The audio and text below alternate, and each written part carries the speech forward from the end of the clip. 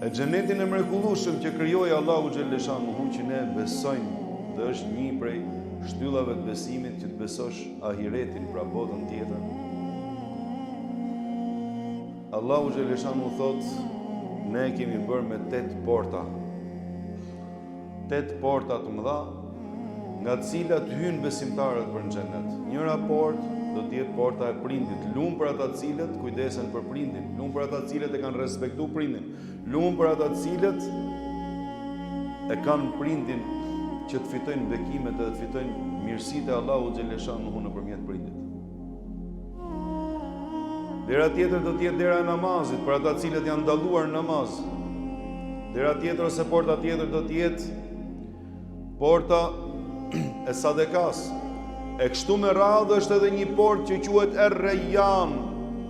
Rayyan do të thotë shuajtja e etjes. Imagjino si e ka lidhë Allahu xhaleshanuhu sa bukur, ashtu siç agjëruesit i ka kapur etja dhe i ka marrë etja në këtë dynja për shkak të agjërimit tyre pra për hatër të Zotit xhaleshanuhu, Allahu xhaleshanuhu ja ngacmoi atyre imagjinatën, duke i dhënë me kuptu që të kjo derë do mbaroj edhe do merret shpërblimi maksimal për atë sakrificë që kanë bërë për Allahun xhaleshanuhu.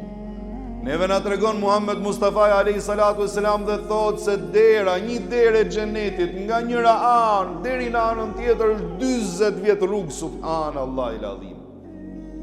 A e kuptoni për çfarë po flasim o vëllezër të nderuar?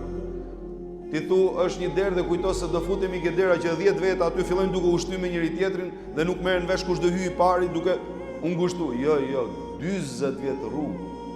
Kam përshtypjen që kjo t'jep edhe një farë shprese. Edhe ta ngrof edhe zemrën se tu duke qenë se do jetë porta kaq e madhe, patjetër që tregon madhështinë e xhenetit dhe bukurinë edhe mrekullinë që ka krijuar Allahu xhaleshanuhu për besimtarët.